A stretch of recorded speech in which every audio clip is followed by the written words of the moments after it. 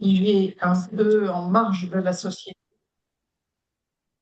Et c'est la dernière rencontre où il y aura une guérison. Voilà. Jésus est sur le chemin, c'est donc la deuxième partie des évangiles. Il est plus dans le nord de la Palestine, puisque c'est les Romains qui... c'est le nom officiel. Il est en chemin pour aller jusqu'à Jérusalem. Donc, sur ce chemin, dans cette partie-là, c'est scandé dans les trois premiers évangiles par l'annonce du fait qu'il va être livré. Il monte à Jérusalem, il va être livré aux mains des hommes ou aux mains des... Vous verrez. Et les disciples ont énormément de mal à entendre et à comprendre. Donc il y a un grand décalage à ce moment-là entre Jésus et ceux qui le suivent. Et puis donc, ce récit va se passer, pour ceux qui sont allés en Israël, à Jéricho, à la sortie même de Jéricho. C'est-à-dire que Jésus est quasiment à Jérusalem. Il n'y a plus que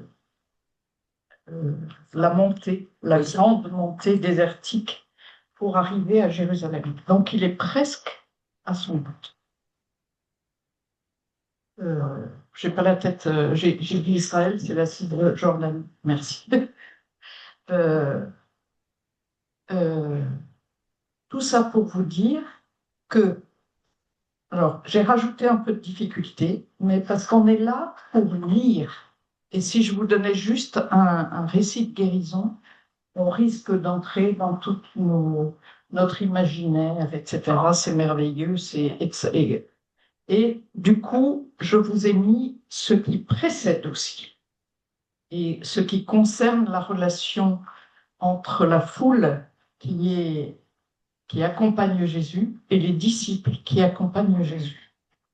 Voilà, parce que c'est toujours intéressant de ne pas lire des trop petites sections, ce qu'on fait des fois, et liturgiquement, alors pour le coup, ça arrive souvent, on tronçonne du côté chrétien les textes, et c'est toujours intéressant de voir la dynamique dans laquelle ils s'inscrivent. Ça va jusque-là? Donc, deux petits mots sur la méthode. J'ai préparé des questions pour les animateurs de groupe, et j'ai aussi minuté du coup, parce que ça serait bien que vous arriviez au temps de la rencontre entre Jésus et cet homme, et que vous restiez pas trop longtemps non plus, parce que c'est dense sur tout ce qui se passe entre la foule et les disciples et Jésus dans cette montée. Au niveau pédagogique, moi, ce qui m'intéresse, on peut aborder les textes avec plein de méthodes différentes.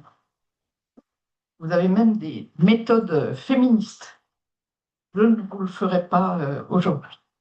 La méthode que je vais prendre, c'est celle qui prend en compte qu'un texte, c'est la même racine que tisser. Texte et tisser. C'est-à-dire que l'agencement des mots, les oppositions, les répétitions, tout ça fait comme une tapisserie complètement unique pour chaque texte. Et d'habitude, on lit un peu vite et on en fait un petit récit, surtout pour les évangiles. Donc, c'est important de ralentir et d'être attentif à ce tissage. Donc, vous n'allez pas comprendre, je vous disais hier, c'est pas le but que vous compreniez. Le but, c'est que vous regardiez, tiens, ce qui vous paraît nouveau pour ceux qui connaissent le texte, ce qui vous paraît étrange pour ceux qui ne le connaissent pas, c'est justement ce qui nous permet de regarder d'un peu plus près et de se mettre à l'écoute d'un texte et non pas d'essayer d'en saisir le sens. Ça va jusque-là? Oui. Qu'est-ce que j'ai d'autre à vous dire? Écoutez, je passerai dans les groupes pour Euh, il me semblait que je voulais vous dire quelque chose et je me souviens plus quoi. Qu'est-ce qui se passe? Que je voulais vous prévenir de quelque chose. Bon, ben, je passerai dans les groupes. Mais n'ayez pas peur de tout ce que vous ne comprenez pas. C'est au contraire, petit à petit, le sens se tisse. OK? Et alors, une chose importante aussi au niveau pédagogique, dans les groupes, je pense que vous connaissez un peu. Il y a les personnes qui spontanément formulent ce qu'elles pensent. Et puis, il y a les personnes qui voilà, doutent un peu de leurs paroles, ou se disent je vais attendre, et qui risquent de pas parler ou moins parler. Donc, soyez vigilants les uns avec les autres, parce que ça fait partie de la méthode d'écouter les réactions, chacune des réactions. Et chaque réaction a toujours du sens. Toujours. Et donc, ça fait partie aussi de la méthode pour lire, de se laisser dérouter par ce que va dire l'autre. Voilà, parce que sinon, si on laisse parler que ceux qui parlent souvent, on va être dans leur tête à eux, dans leur trajectoire à eux. Or, celui d'à côté va interrompre votre lecture qui paraît si évidente et du coup ramener au texte. C'est ça qui est important. C'est qu'on se mette à écouter le texte et non pas ce que chacun pense du texte. C'est clair là encore? Donc, ne vous affolez pas. Vous aurez que défricher un peu le texte. Voilà, ça se saurait si en 1 heure, un exégète arrivait à lire un texte avec tous ces ressorts. On n'aurait pas besoin d'université. Donc, vous ne ferez que défricher un peu et on continuera ensemble. Alors, pour continuer ensemble, et je vous les lis, on écoutera les groupes, mais pas du tout dans tout ce que vous avez pu dire. On vous fera confiance que ce que vous avez dit est important et ça appartient au groupe. Vous remontrez 2 découvertes que vous avez envie de partager. Pas plus. Donc, il faudra vous choisir, je vous ai dit, dans les 10 minutes restantes, vous essayez de reprendre un peu là où vous en êtes, choisir 2 découvertes, et vous avez le droit de noter toutes les questions qui restent en suspens et que vous avez envie de poser. Ça va jusque-là? Alors, je n'ai pas les horaires sous les yeux. Voilà.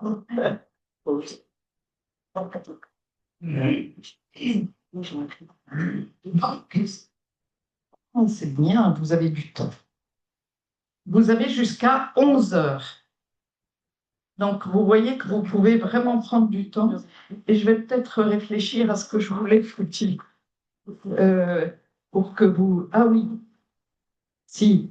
Je voulais vous dire, mais c'est surtout pour ceux qui ne sont pas chrétiens, vous allez avoir la question du baptême et d'une coupe. L'histoire de la coupe, ça revient dans les textes bibliques et c'est quelque chose qu'on nous donne à boire, voilà, qui peut être heureux comme malheureux. Euh, donc, voilà, ma coupe déborde. Vous allez avoir ça dans un des psaumes. C'est ce qui m'est donné de vivre me fait déborder de joie. Mais ça peut être aussi une coupe amère. Voilà. Donc la coupe, c'est des événements que je ne... C'est une image, une métaphore pour parler d'événements que je n'ai pas choisis et qui peuvent soit être heureux, soit être douloureux. Soit les deux ensemble, parce que dans le texte, c'est plutôt les deux ensemble.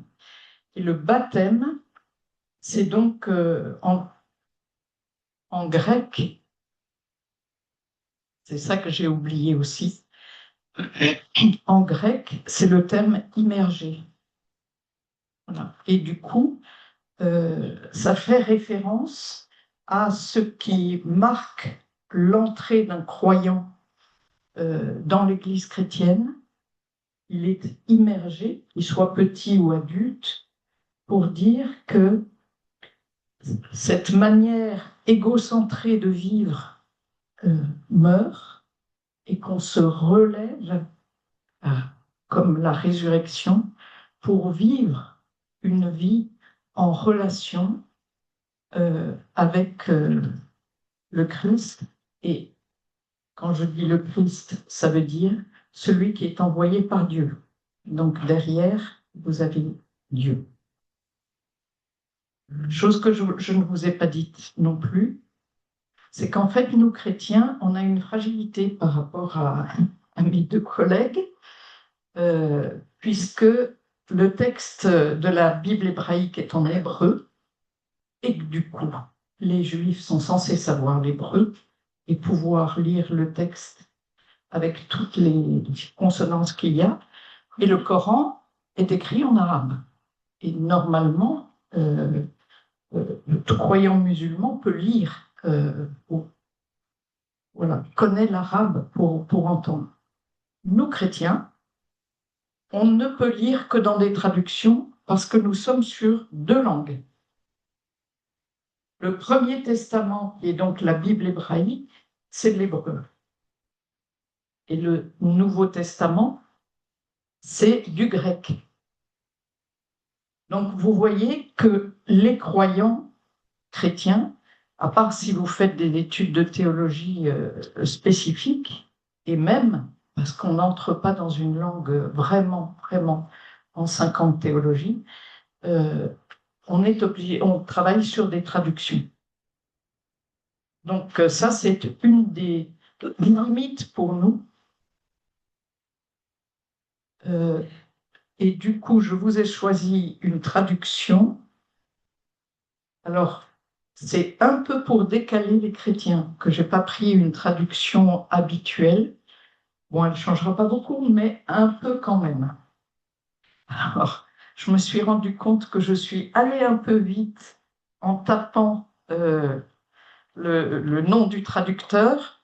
Alors, son nom est juste Traduction de Jean Delorme, et je vous ai mis dans son commentaire de l'Évangile de Jean. Pourquoi tu as choisi ce texte pour parler de la rencontre? Oui, quelqu'un l'a déjà posé. Excusez-moi, mais vous avez mal écouté, monsieur. Oui, ça m'aide.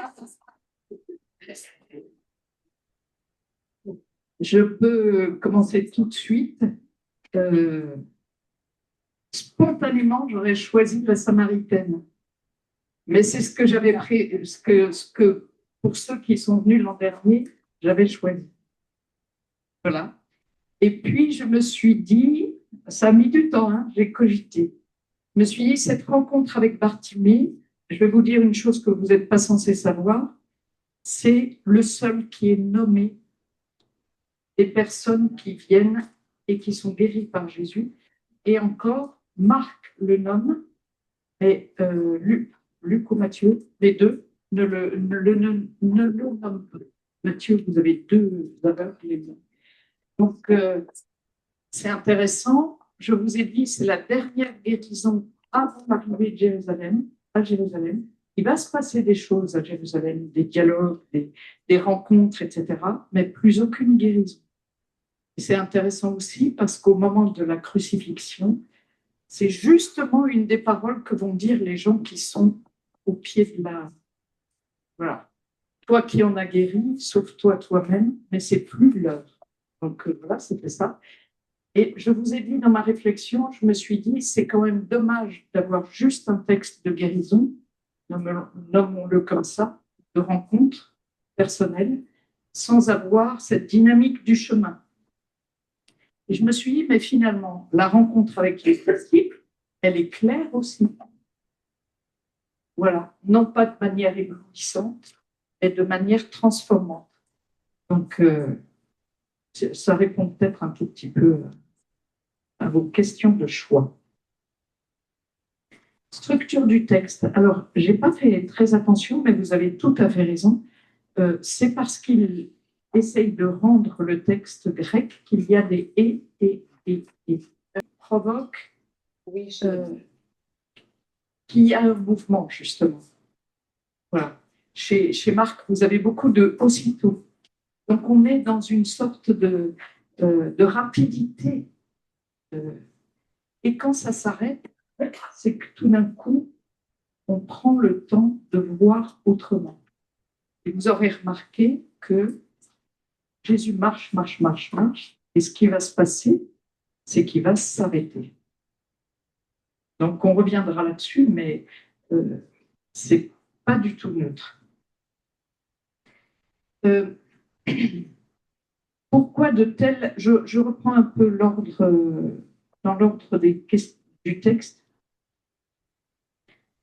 Pourquoi une telle précision dans l'annonce? Alors, vous avez tout à fait raison. L'annonce, c'est quand même... on a l'impression qu'il sait vraiment dans le détail ce qui va se passer. Le Fils de l'homme sera livré aux grands prêtres et aux scribes. Ils le condamneront à mort. Ils le livreront aux nations. Donc, il y avait une question de ça aussi. Pourquoi aux nations? Parce que c'est aux Romains, hein, on le sait. Ils se moqueront, alors les nations se moqueront de lui, parce que c'est un masculin. Hein. En français, ça va un peu moins bien. Ils se moqueront de lui, cracheront sur lui, le flagelleront, ils le tueront, et après 3 jours, il se lèvera. On ne sait pas comment Jésus a parlé de ça à ses disciples sur le moment même. Et on ne le saura jamais. Je vous dis, les évangiles, ce sont l'expo de tout ce qui a été entendu et vu au travers de ceux qui sont devenus disciples. Donc, il est clair que cette précision qui est incroyable factuellement, c'est parce que les témoins qui écrivent savent comment ça s'est passé. Mais pourquoi ils veulent le dire de manière aussi précise? Vous noterez que dans cette annonce, ce qui est très important, c'est qu'il y a une déprise. Autant Jésus a été acteur jusque-là et sujet, autant ça va être des ils qui vont l'agir, sauf jusqu'au bout, et il se lèvera. C'est de nouveau lui qui... Ce qui est intéressant aussi, et c'est le souci, c'est la façon dont les premiers chrétiens relisent les choses, c'est que qui va prendre la main sur Jésus?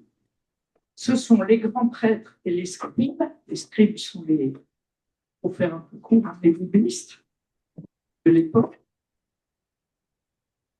et les nations. Donc c'est intéressant qu'on ne dise pas les Romains. Et vous voyez que ce n'est pas une exactitude historique. Ça veut dire que l'ensemble des hommes, que ce soit les Juifs comme Jésus était juif, ou les autorités juives, comme les nations, ont la même réaction et le même rejet. Voilà. Donc c'est intéressant de voir ça dans le texte.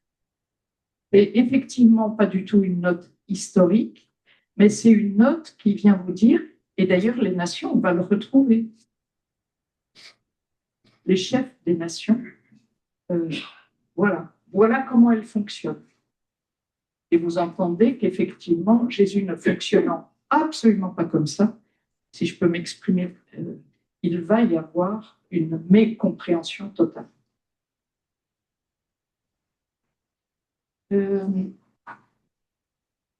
Donc, sur cette première partie, pourquoi la peur? C'est intéressant. Alors, un groupe m'a poussé un peu dans mes retranchements. Je relis à chaque fois avec vous, hein, à chaque fois une lecture nouvelle. Ils étaient sur le chemin, donc ce il est complètement indéterminé. Et effectivement, on peut entendre, comme on monte vers la Pâque, que c'est un groupe vaste. Si on l'entend comme ça, eux sont stupéfaits, et puis il y a ceux qui suivaient qui carrément ont peur. Donc, ce que fait entendre le texte, c'est qu'il y a une incompréhension complète sur l'attitude de Jésus. Ça va jusque-là? Donc, soit stupéfaction, et certains ont relevé avec juste titre, ils avancent, mais à l'intérieur, ils sont figés. Au niveau du mouvement et du dynamisme, il y a vraiment quelque chose comme ça. Et ceux qui le suivaient, donc ceux qui vraiment se mettent à sa suite, eux, ils ont carrément peur. Donc, un des groupes a bien remarqué, et puis peut-être d'autres vous avez remarqué, que ça va venir en opposition complète avec l'attitude de Barthélemy. Donc, c'est intéressant. Pourquoi je vous dis que c'est intéressant? Parce que dans la structure des évangiles, Jésus est avec ses disciples, et puis tout d'un coup, vous avez quelqu'un qui vient, et ça interrompt. Mais ce qui est très intéressant, c'est qu'en fait, tel que les évangélistes le rapportent, c'est qu'à ce moment-là, la personne qui vient, un paralytique, un lépreux, un aveugle, souvent sont des gens qui n'ont pas à être là, vont être la figure du disciple pendant ce temps de rencontre entre Jésus et cet homme. Ça va là? Donc, vous avez vraiment effectivement une opposition et vous l'avez bien dit, on va avoir la même formulation. C'est pour ça qu'après, j'étais assez contente de vous avoir mis les deux ensemble. Que voulez-vous que je fasse pour vous et que veux-tu que je fasse pour toi? Donc, il y a vraiment un écho, effectivement, entre l'attitude des disciples et l'attitude que va avoir Barthélemy. Siéger à la droite et à la gauche, donc vous remarquerez que là, c'est un terme qui n'est pas du tout négatif sur la gauche. Siéger. Donc, vous entendez dans le mouvement du texte que c'est quelque chose d'incongru. Voilà, puisqu'il est en train de marcher. Et dans la gloire. Alors, la gloire, le terme même hébraïque fait entendre quelque chose du poids. C'est la même racine. Je ne sais pas si c'est pareil en arabe que quelque chose qui est lourd. On peut peut-être le traduire comme ça, le poids d'une vérité, contrairement à ce qui ne dure pas, ce qui n'a pas de poids. Voilà. Donc, le poids, c'est vraiment ce qui pèse. Mais on peut entendre aussi, dans la gloire, c'est le moment de la révélation. Voilà. Voir la gloire de Dieu, c'est un moment de révélation. On ne voit pas Dieu comme ça. On peut entendre que Jacques et Jean se disent, sur ce chemin de Jérusalem, c'est le moment où, ça y est, la gloire de Jésus va être manifeste. On aboutit enfin et on va pouvoir, c'est la fin du chemin. Et dans cette fin du chemin, nous, on est prêts à être les plus proches de toi, ce qui va susciter forcément une réaction de la part des fils. Voilà. Mais on peut l'entendre aussi assez positivement, hein, c'est-à-dire qu'on est prêt vraiment à te soutenir à droite et à gauche. On peut penser à des récits d'ailleurs de la Bible hébraïque qui soutient. Voilà. Mais vous voyez l'incongruité de la demande. Pour eux, arriver à Jérusalem, c'est forcément le moment de la manifestation du poids de vérité de ce que Jésus est et dit. Or, Jésus n'arrête pas, et on ne sait pas comment, mais d'essayer de dire à ses disciples que c'est l'exact inverse qui va se passer. Donc, vous voyez qu'il y a cette incapacité à imaginer ce que Jésus essaye de leur dire sur vos chemins. Et que vous avez une sorte, ce chemin va s'arrêter. Et on va enfin voir. C'est bon? Alors, on arrive maintenant à votre question sur... peut-être juste avant la question de la rançon. Ce qui est intéressant, c'est que Jésus ne va pas établir une nouvelle règle. Vous devez être petit. Si quelqu'un veut, que veux-tu? C'est-à-dire que tout ce texte va travailler sur la question du désir. Et non pas du désir, et non pas d'une institution. Voilà, donc par rapport à la remarque d'un groupe qui disait que la première partie était très pyramidale, ça dépend du côté de qui. Voilà. Mais ce qui est très juste, c'est que cette question vient interroger sans cesse l'Église. Voilà. Est-ce qu'on est arrivé? Est-ce qu'on est témoin de quelque chose qui est glorieux au sens où est-ce qu'on est en marche? L'Église est un peuple en marche avec un parmi nous qui se vit complètement différemment parce que vous avez entendu, le désir est porté non pas sur ma place, mais sur qui est à servir. À plus loin servir. Donc, il y a vraiment ce basculement. Et ce qu'on peut dire pour cette première partie, c'est que quand Jésus va conclure, car aussi le Fils de l'homme est venu pour servir, pour être, non pour être servi, pardon, mais pour servir et donner sa vie en rançon pour beaucoup, je vais parler de la rançon, vous réentendez ce que le texte a mis en mouvement tout au début. Jésus marchait devant eux. Lui-même est en tête. Il est premier, mais pas dans le sens au-dessus. Il est premier dans le sens qu'il ouvre le chemin. Et c'est ce qu'il va dire à Jacques et Jean. Vous le vivrez aussi finalement, mais à la suite. Donc vous voyez qu'au lieu effectivement, de quelque chose de pyramidal et que l'on entend bien pour les nations et que l'on connaît par cœur et qu'on subit souvent et qu'on fait subir des fois, vous avez une autre ligne qui est une ligne d'une marche. Voilà. Avec quelqu'un en tête qui ouvre le chemin et les autres qui peuvent rentrer dans cette marche. Donc c'est assez intéressant ce que vous avez dit sur la question pyramidale, parce qu'on peut vraiment entendre pyramidale et ce chemin. C'est tout à fait autre chose comme règle et comme mode de vie ensemble. C'est bon? Donc j'en arrive à la rançon.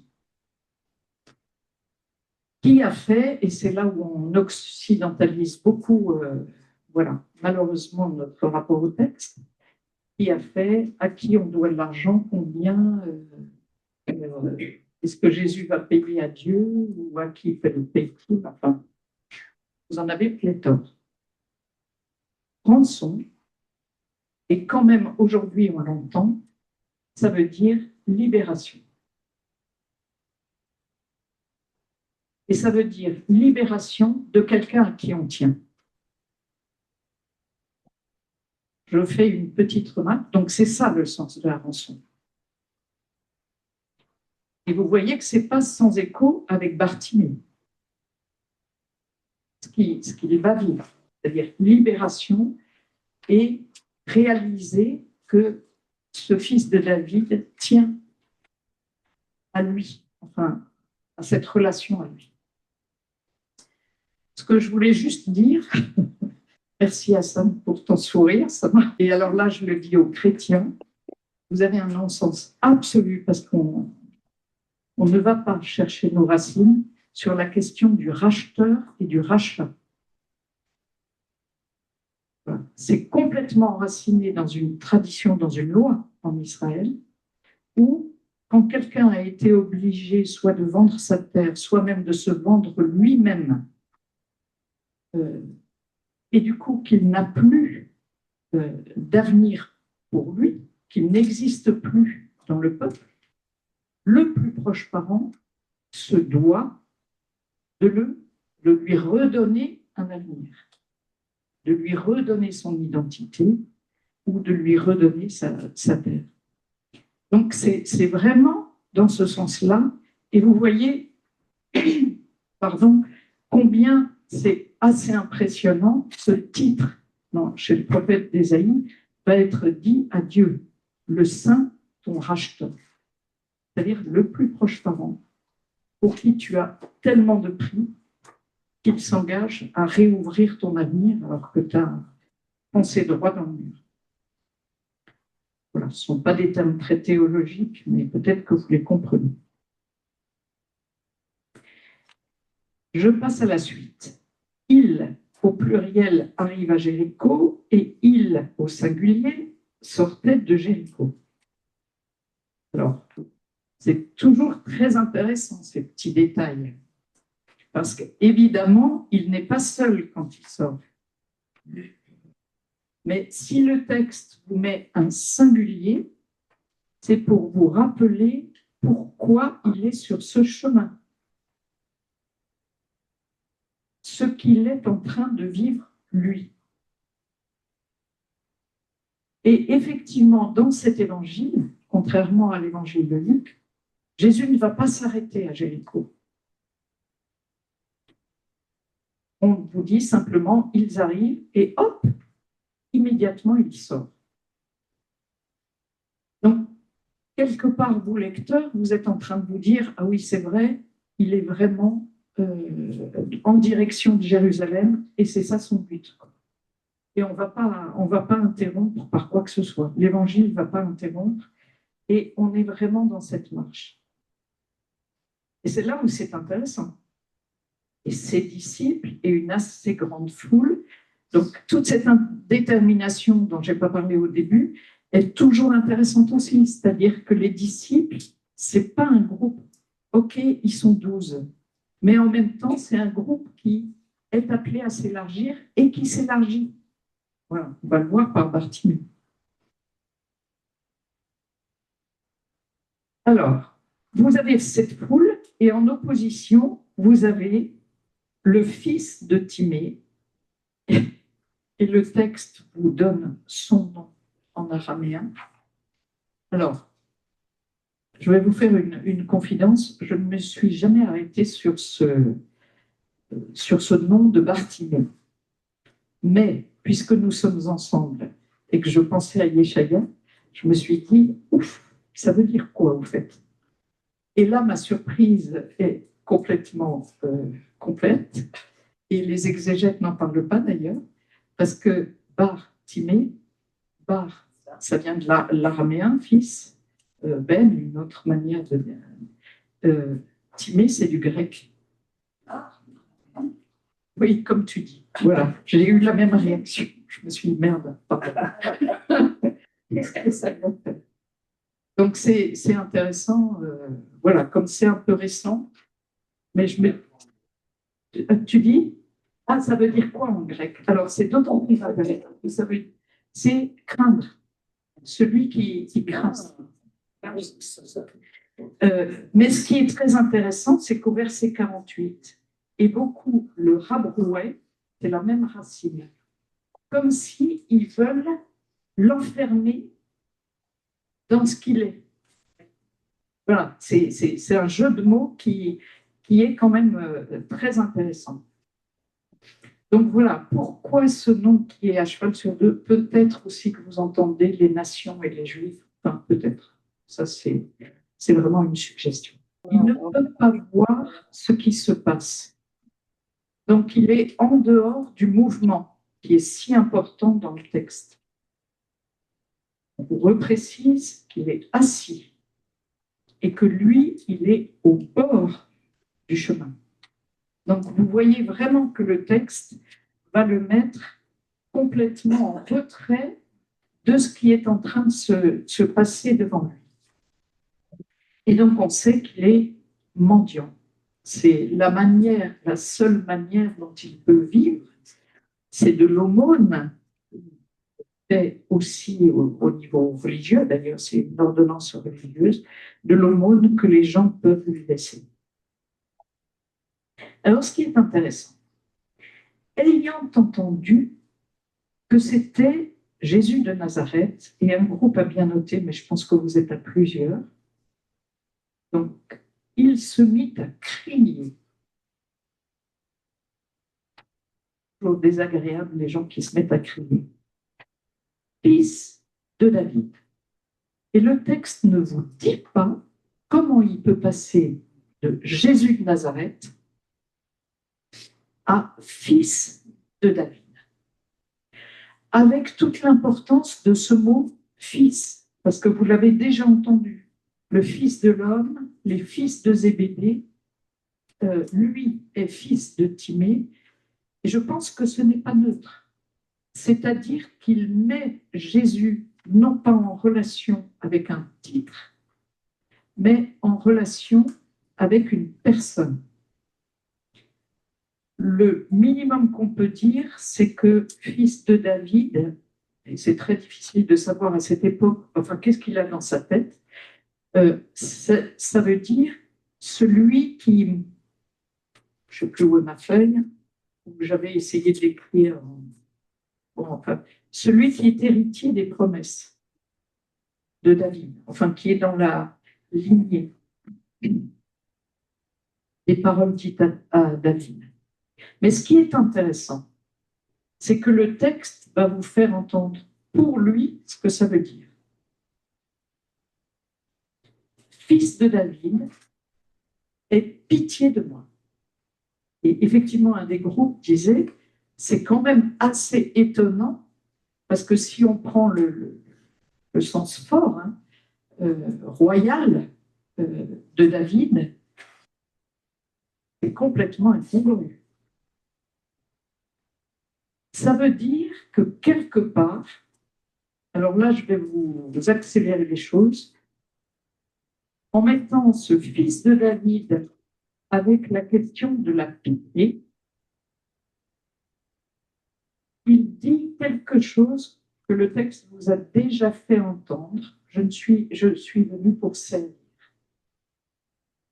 Ça vous voit ça? Donc c'est intéressant d'entendre cet écho dans ma lecture chrétienne. Et beaucoup, ah oui, pardon, j'ai oublié de répondre sur pourquoi la rançon pour beaucoup. Vous voyez que le texte ne totalise pas. Pourquoi la rançon pour beaucoup? C'est parce que ce n'est pas quelque chose d'automatique. Et on le voit bien. On peut continuer sur la ligne des grands et des puissants, ou on peut être sorti de ce non-sens, de cette violence, de cet enfermement. Les plus grands ont la main sur eux. Donc là encore, c'est beaucoup. Et c'est intéressant, le texte ne va pas vous dire sauf les disciples, enfin sauf les 12.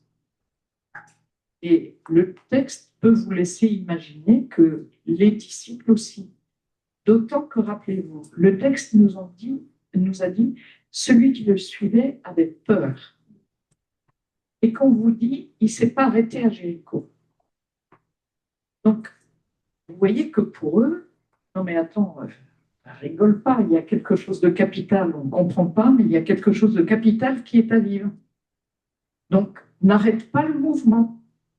Si vous avez lu les évangiles, effectivement, ce mouvement, depuis je ne sais pas combien de temps, on vous dit qu'il est en route. Donc, ce n'est pas le moment où on arrive enfin presque à Jérusalem, il y a juste la montée de 1000 mètres, ce que tu dis. C'est pas le moment d'arrêter, pour quelque raison que ce soit, Jésus. Or, qu'est-ce qui se passe?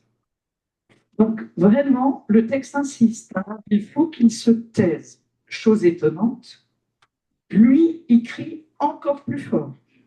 Donc, on entend que pour lui, c'est évident de demander ça. Il y a une sorte d'évidence qu'on peut se demander. Vous voyez, dans la tête des disciples, il y a des gens qui suivent. On ne va surtout pas arrêter le mouvement maintenant qu'on est si proche. Et là, Jésus s'arrête. Qu'est-ce que ça veut dire? Vous pouvez entendre que dans cet arrêt, ce qui va se passer donne l'exact sens de sa montée vers Jérusalem. Ça ne vient pas perturber, ça va venir faire comprendre autrement pourquoi il monte à Jérusalem. Et, parenthèse, ce que vous ne trouvez dans nulle autre guérison. À la fin, le texte vous dit, il le suivait sur le chemin. Alors que Jésus va lui dire va, comme après toute guérison, et qu'en général, ceux qui sont guéris ou sauvés ou libérés des esprits mauvais, on ne les voit plus. Voilà, ils continuent leur vie. Et lui, sa première réaction, ce n'est pas de retourner à Jéricho et d'aller chercher du boulot, je ne sais pas quoi, parce que, parenthèse, comme il n'est plus à l'œuvre, c'est quand même un sacré changement de vie, c'est de le suivre. Alors, on y reviendra parce que les termes. Donc, ce qui va se passer, on se demande vraiment pourquoi un détail comme ça, qu'est-ce que ça ramène? Vous entendez aussi que ce n'est pas un récit simple, parce qu'il est aveugle quand même. Mais il y a quelque chose de direct, de fort.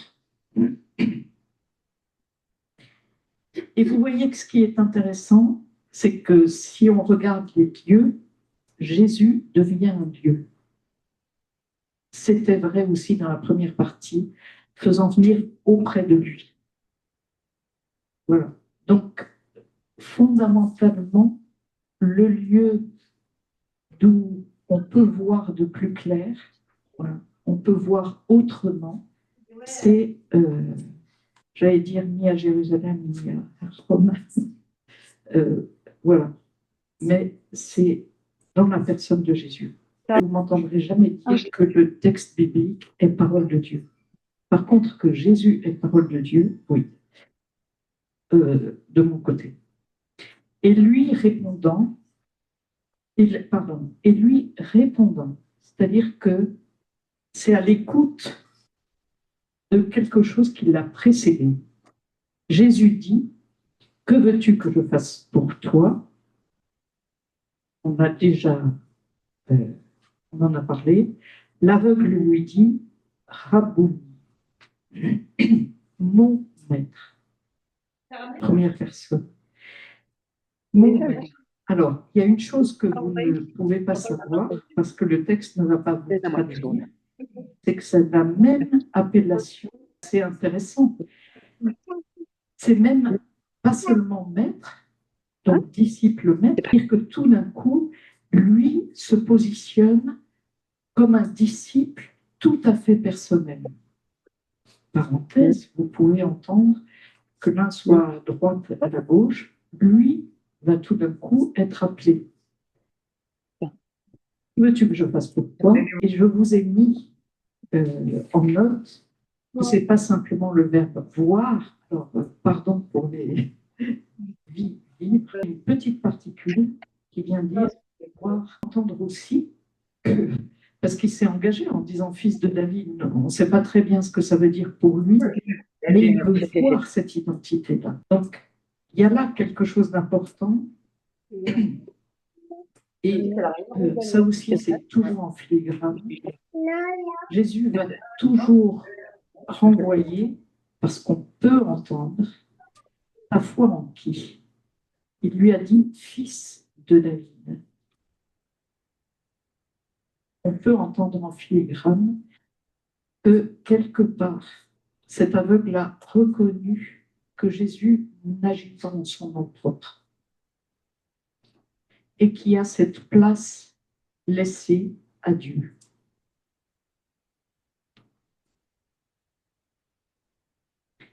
Et vous aurez remarqué, c'est carrément sauvé. C'est pas guéri. Donc, vous réentendez la question de la libération. Il s'agit bien sûr d'une libération qui est traduite dans le corps, mais cette libération qui ouvre à une vie différente. Aussitôt, il vit à nouveau, c'est le même terme. Hein, oui, c'est le même verbe voir. Hein. Oui, oui. Psychanalytiquement, tu peux l'entendre par viva. Mais au niveau textuel, c'est le verbe voir. Et le même voir vers le haut, quoi. Et du coup, chose étonnante, je vous le dis, lui, aucun des personnes guéries ne vont devenir disciples dans les évangiles. Et là, lui, il suit sur le chemin. Donc vous entendez qu'il est vraiment le disciple qui voit. Contrairement aux disciples qui comprennent qu'il y a quelque chose, mais qui en ont peur, parce qu'ils ne comprennent pas en fait, lui n'a pas du tout peur. Et vous réentendez, il bondit, il quitte son manteau, etc.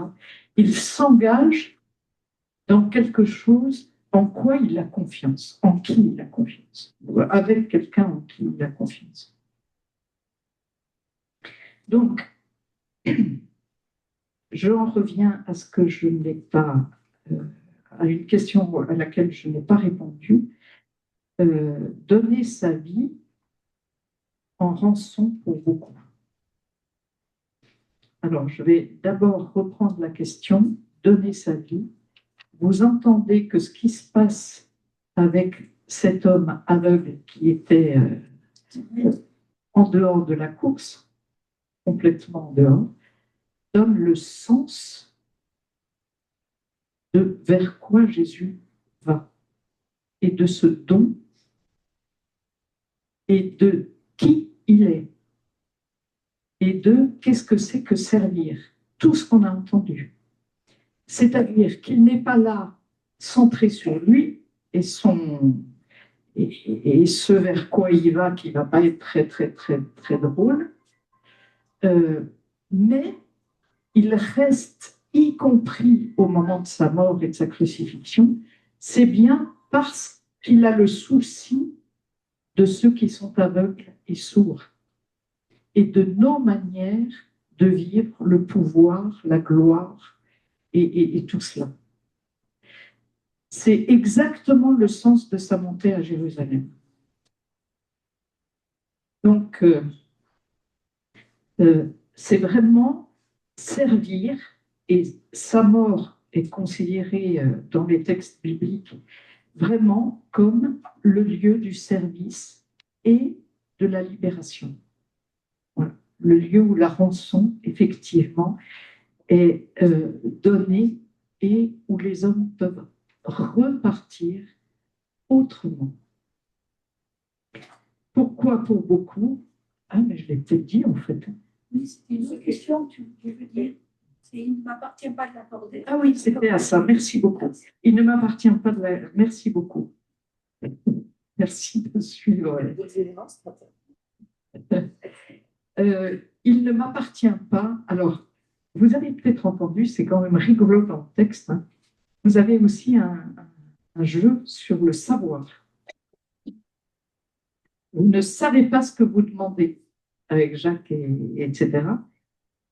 Et puis ensuite, il va parler de ce qui lui arrive à lui. Et je vous ai dit toute une... pardon, avant déjà, la déprise. Et puis vous aurez au verset 41, vous savez. Donc il y a des choses qu'on sait et il y a des choses qu'on ne sait pas. Et parenthèse, C'est pour ça aussi qu'il va introduire une métaphore avec la coupe et le baptême. Dès que vous avez une métaphore ou une parabole, Jésus s'exprime souvent sous forme de parabole, c'est parce qu'il y a quelque chose qu'on va avoir de la peine à entendre. Et donc, on fait un petit pas de côté pour vous en parler de manière un peu différente et vous dire attention, n'allez pas trop vite. C'est pas si simple vraiment d'entendre ce qu'il y a derrière. Donc, vous savez, et il y a des choses que vous ne savez pas. Et effectivement, ce n'est pas ainsi parmi vous. Au contraire, celui qui veut être grand, donc je vous redis, c'est vraiment le désir. C'est pas soit. Oui, je sais que c'est pas ça la question, mais j'y arrive. Je redis juste qu'il soit l'esclave. Hein, c'est où? Ah oui, c'est sur la place, c'est fait au-dessus. C'est pour ça que tu me rappelles la langue. Merci. Il n'appartient pas de l'accorder, mais c'est parce que Oui, j'y arrive. J'y arrive. Ce il ne m'appartient pas de l'accorder, vous pouvez entendre que Jésus lui-même ne maîtrise pas tout et que ça n'empêche pas de vivre ce qu'il a. Donc c'est aussi une des manières d'entendre. Nous, on n'est pas obligé de tout connaître et de tout savoir. L'essentiel, c'est d'être au service et de pouvoir entrer dans cette relation nouvelle. Mais c'est à ceux pour qui cela est préparé. Donc il y a deux choses. Premièrement, un passif. C'est préparé. Par qui? Dans les Écritures, assez souvent, quand on met un passif, c'est pour éviter de nommer Dieu directement, pour lui laisser sa place. Voilà. Ça appartient à Dieu, ça ne m'appartient pas à moi. Et vous voyez que c'est intéressant, on peut être fils sans avoir tout en main. Je ne sais pas si on peut le dire comme ça. Ça n'empêche pas Jésus d'être profondément fils de Dieu, de laisser à Dieu sa place. Et à ceux qui l'ont préparé, eh ben, si je peux m'exprimer comme ça, l'essentiel à entendre, si vous êtes disciple, c'est que c'est Dieu qui s'en charge. Donc, n'essayez pas de savoir est-ce que j'en fais partie, est-ce que j'en fais pas partie, etc. Mais c'est intéressant aussi, à ceux pour qui c'est préparé, c'est toujours pareil. Je vous ai dit, ici, dans ce texte, vous n'avez jamais tous. C'est beaucoup ceux qui ont été préparés.